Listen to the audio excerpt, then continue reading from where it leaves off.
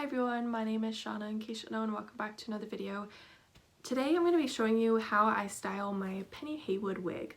Penny Haywood, in case you don't know, is a character from Hogwarts Mystery, and her hairstyle isn't that complex, but I have had a couple people ask me how to do the wig and how I made it, so I'm going to show you how to do that. I also want to be 100% clear that this isn't going to be 100% accurate. It is going to be as close as I can do with this length of wig. What I'd actually recommend doing and what I want to do if I get more money somehow, probably I'll do it in the future, but what I want to do is I think that in order to make this wig 100% accurate, you are going to want some sort of like extension. So make sure that it's the same color, and I will show you why.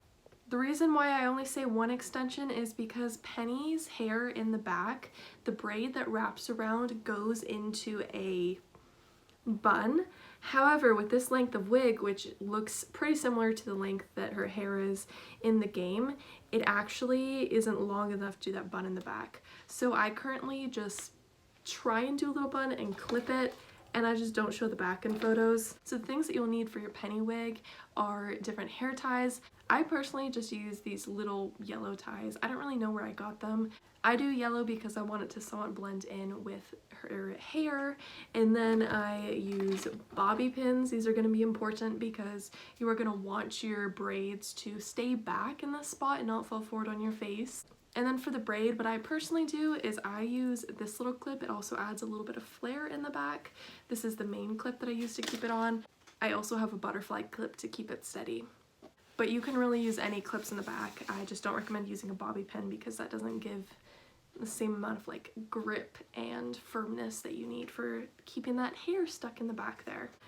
Okay, so first things first is I am going to brush this out. So you need to use a brush, obviously. You can use your fingers if it isn't super tangled. I recommend using a brush that you haven't used for your own hair. I recommend using a brush that you've only used on other wigs.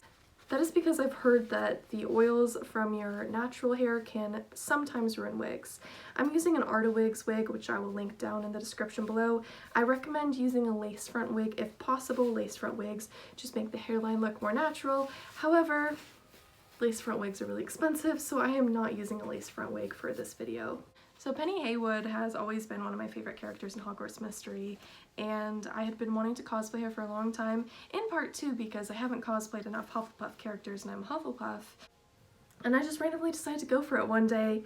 She doesn't have like a specific wand that you can buy off of Noble Collection, so the wand that I use for my Penny cosplay is just a wand that I bought that's not specific to any character, and it's a wood wand that I bought at a convention. You of course can use a character wand. I just like to use a wand for her that isn't specified for any other character because, you know, it makes it feel like it could be her special wand.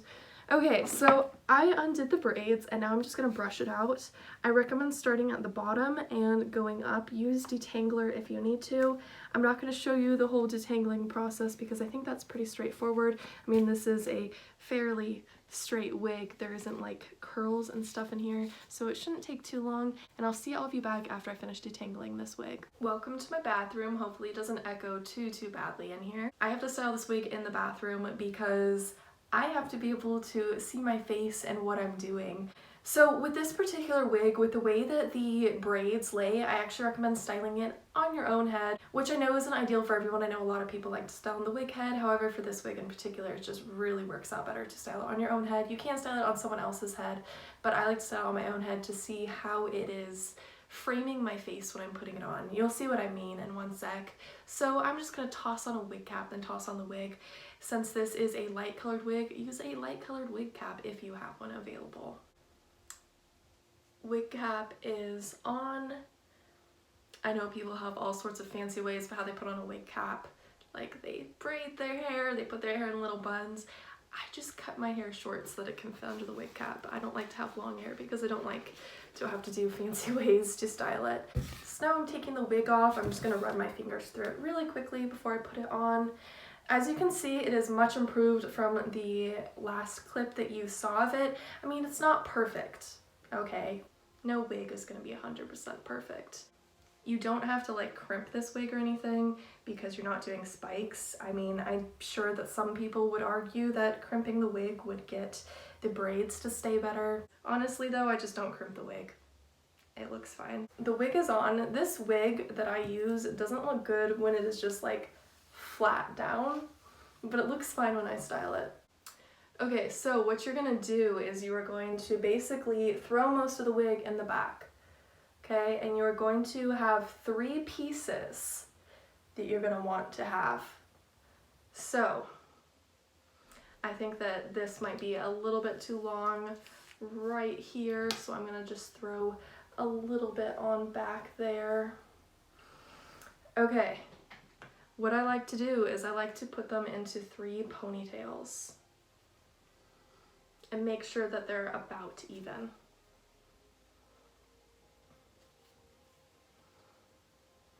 And it doesn't have to be tight because you don't necessarily want to have to like rebrush them all that much. So I'm just lightly putting them into 3 ponytails and they are about even. Bam. And I'm actually gonna toss all of this other hair from the wig that's in the back in a ponytail. So first things first, what I'm gonna do is I'm gonna do this braid right here. So make sure that's all like brushed out and good, and make sure that, there we go. So make sure that this one's all brushed out and good, and I'm just going to do a simple braid here. Part of the reason why I like Arta wigs is because their wigs are really thick. Oh my gosh, my cat. Hey, hey, I'm filming here. Hey, I can see myself in the mirror, so it's not the end of the world, but you can't see me doing this braid. So part of the reason why I like Arta wigs is because their wigs are really thick, so I taught myself how to braid using Arta wigs because their wigs are thick and they're great quality.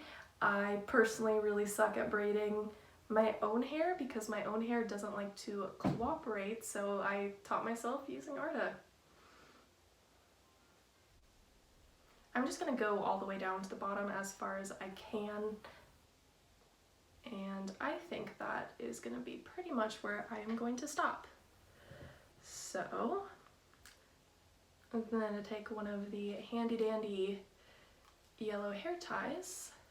So I'm going to release part of the hair in the back so that I can attach it how I want to attach it. I'm going to want this one. I'm going to take a bobby pin. And I'm going to want this braid to stay right around here. So I want to position it so that it falls to the side of my face. What I found when I tried to style this wig on the wig head is that the braids would oftentimes get stuck right here and they wouldn't want to go to the side. That's why I like to style it on my own hair so that I can make sure that I pin it to the side and make sure that I braid it just right so that it isn't like hanging in the middle of my face. I am so sorry about that noise. My brother's cat lives in my parents' room, which is a huge room, okay? It's not like in a situation where it's in like a really tiny room, but he likes to try and talk to my cats, and one of my cats happens to be at the door. So one side is complete.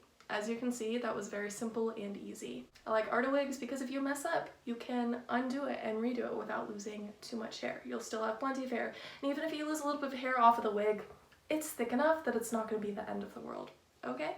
That's why I love Arta wigs. I do the wraparound braid last. So this looks really bad right here, but trust me, it's going to be okay.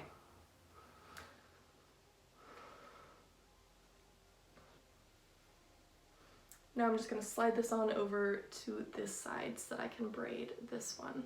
Now after I take it out of the ponytail, I'm obviously just making sure that it is all straight and that if there's any pieces that naturally want to go with the rest of the wig over here, I'll just let them do that.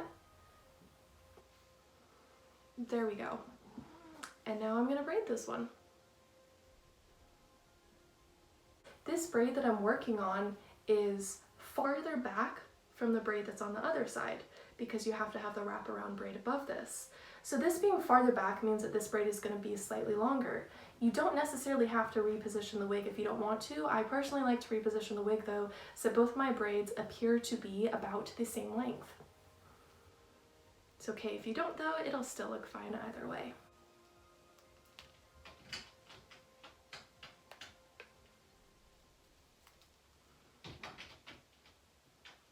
cat is literally attacking herself in my bathroom mirror. She's on the counter attacking her reflection.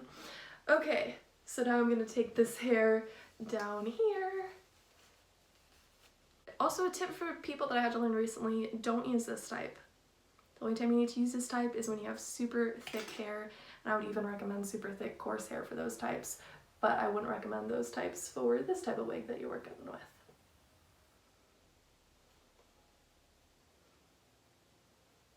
So as you can see, they're a little bit of different lengths, so I'm just going to slide it a tiny bit that way.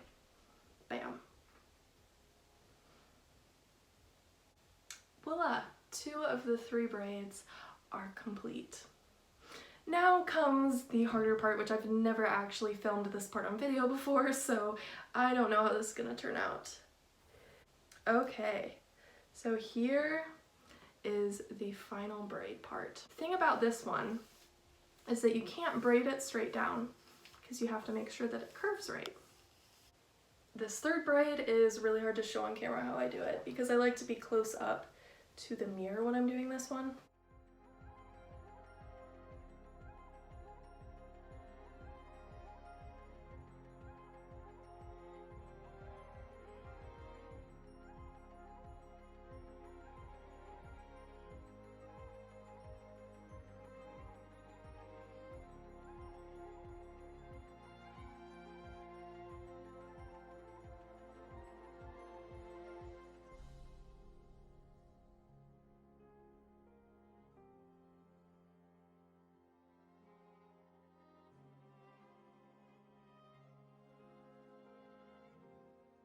So I'm going to stop my braid right about there.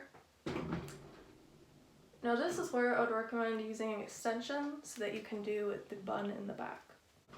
This is what it looks like. And then I'm going to basically just try and bunch this up in the back so that it looks somewhat resembling of a bun.